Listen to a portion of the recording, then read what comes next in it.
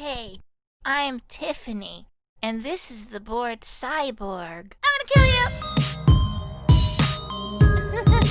you! Welcome back to yet another episode. Today I'm bringing you guys another boutique label highlight spotlight video. Today I'm talking about Vestron and Vinegar Syndrome. I figured I'd do the two V's. Now, I only own about 4 or 5 films each from these distributors, just things that I've stumbled across in the wild or at the bookstores that I've worked at. I've got about 5 films per distributor. I believe I've seen all of them, if I'm not mistaken, almost all of them at least, but we'll get into that. Let's talk about the Vestron releases first. I love what Vestron is doing. Their slipcovers, their artwork, their special features. I think they're an underrated boutique label. And the first one that I want to talk about is Lair of the White Worm, which is based on a Bram Stoker novel that no one talks about. Lair of the White Worm is a weird-ass movie, bruh. It's a weird-ass movie, bruh. And it's directed by Ken Russell, who is one of the strangest directors, one of the most maddest directors of all time. And I love him for it. He was a true artist. But Lair of the White Worm is real fucking bizarre. I don't even know what the plot is, to be honest. It's been a long time. Let's see.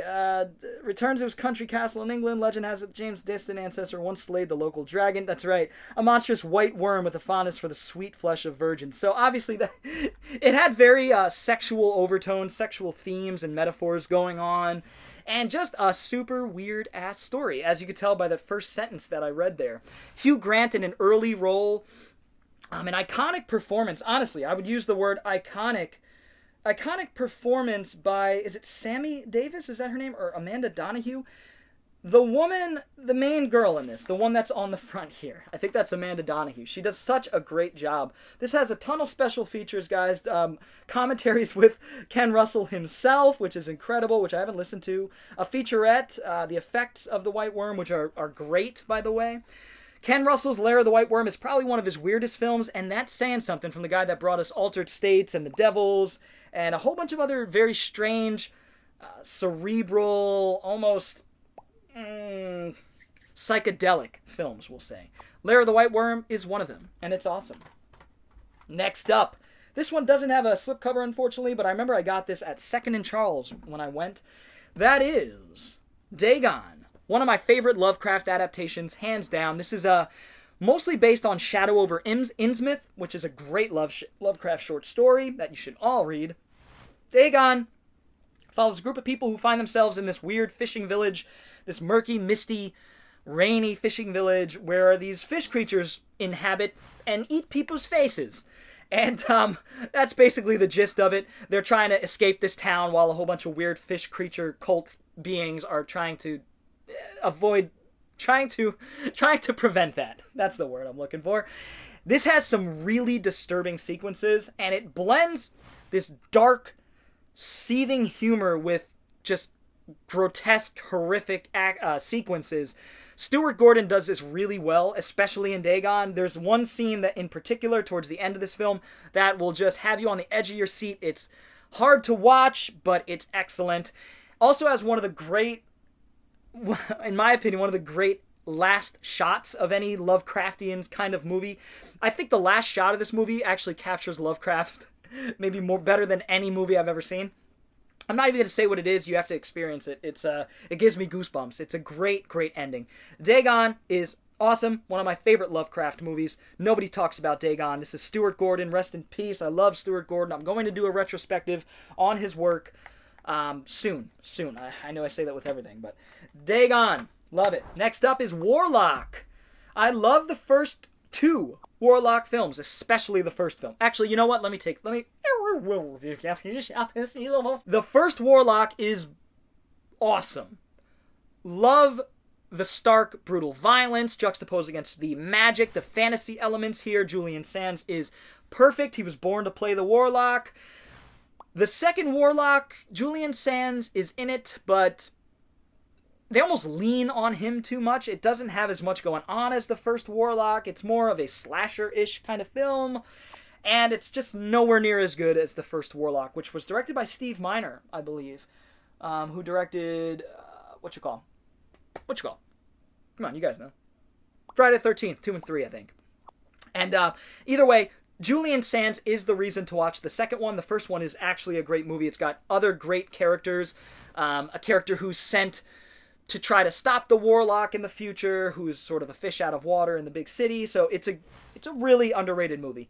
Warlock 3 I haven't seen. I know they recasted to, what's his name? Bruce Payne, who I do like, especially as a villain in like One Man's Justice and Passenger 57. I think Bruce Payne is a great villain. I haven't seen the third one, but I'm kind of upset that they changed Sands, because Sands is the Warlock in my opinion, but who knows, maybe it's okay. I'll check it out at some point, but that is Vestron's release of the Warlock trilogy. I was really happy to find this, I believe, at Second and Charles as well. Next up, another nice little 4-pack released by Vestron that, again, I got from Second and Charles. I could tell from that. Wishmaster collection. Now, the Wishmaster movies, the first two are a blast. To me, they're on an even keel. The first one's probably a little bit better because it's setting the groundwork and the lore and fleshing out our villain, the Wishmaster, which is one of the great 90s horror creatures, in my opinion, up there with the Leprechaun and things like that. Wishmaster is sort of a be careful what you wish for kind of story, a monkey's paw kind of thing. The Wishmaster grants people wishes. They make the wish. They don't think it through too well, usually. And the Wishmaster finds a way to twist their words into something that they didn't mean. So, for example, in the second movie, it's got a great scene of a guy who wishes to get out of jail. And the Wishmaster's, okay, I'll grant your wish. And his body, he's behind bars, and his body is like smushed, forced through these bars like a... like one of those Play-Doh grate things. And it's just like so ridiculous. It's so rubbery, and he's like, Wah! And the Wishmaster's like, well, you wish to get out of jail. So that's the kind of stuff that you could expect in the Wishmaster. It's a blast. I enjoy the Wishmaster films. And again, a lot like the Warlock movies, these movies, the first two at least, are made by Andrew Divoff as the lead character. He makes the role. Now, 3 and 4, he gets recast. They're TV movies. They're not supposed to be anywhere near as good. I haven't seen them, but I own this for the first two. And it's a bonus to have 3 and 4, which I will watch at some point. Just a little upset that Divoff isn't the Wishmaster in 3 and 4. So, either way, Wishmaster collection. Next up, Chopping Mall. Directed by, was this Wynorski? Yeah, Jim Wynorski. Probably his best movie. I mean, Jim Wynorski makes some fun creature features from the 90s and low-budget 80s horror movies, 90s horror movies. But this one is probably the best of his low-budget horror movies, all of which are low-budget. Group of teens end up in a shopping mall, overnight. They're going to hang out, drink, fornicate, all the things that teens do in abandoned malls in the 80s. And this mall has some sort of a security system that is run by these robots who come out at night and make sure that nobody gets into the mall. And so these robots start eviscerating all these children in incredibly fun ways. It's a very simple movie. It's low budget. The effects are fun and great. Chopping Mall is a blast with a name. What a great title. They don't make movies like this anymore. Well, actually they do, and that are homages to movies like this. Chopping Mall, perfect cover, perfect title. The perfect low-budget B horror movie. Honestly, it's just a blast. So Vestron released this, and I was very happy to see that. Again, great special effects here. A bunch of audio commentaries, featurettes, isolated score.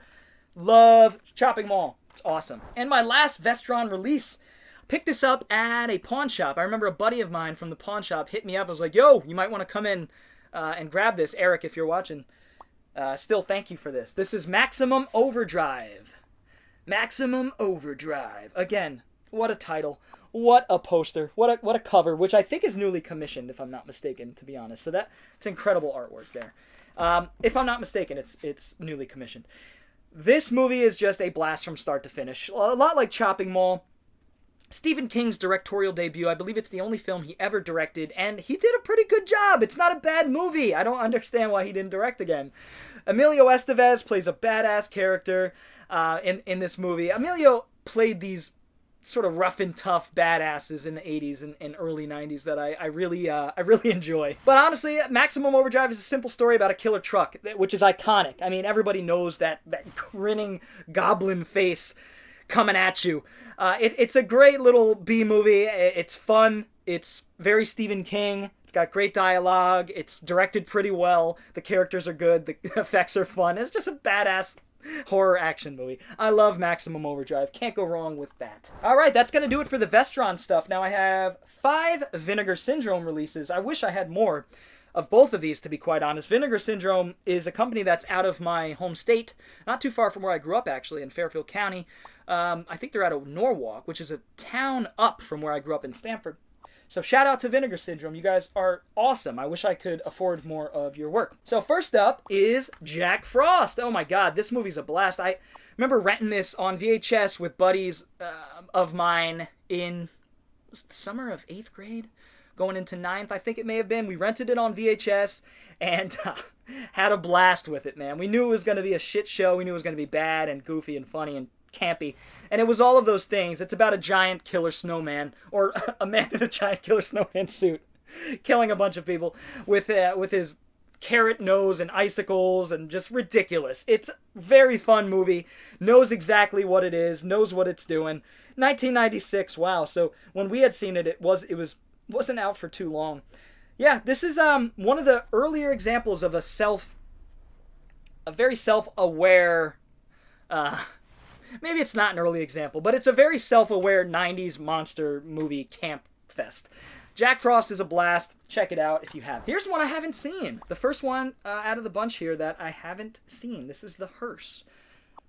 Have you guys seen The Hearse? I have not seen The Hearse. In fact, I haven't even opened The Hearse, but it has an incredibly ethereal and ghoulish cover there. Very spooky.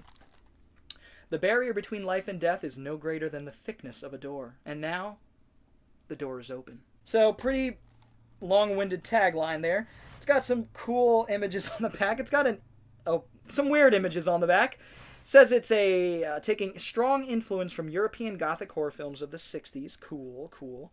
Made in 1980 and directed by George Bowers. So, The Hearse. Guys, I know nothing about this movie.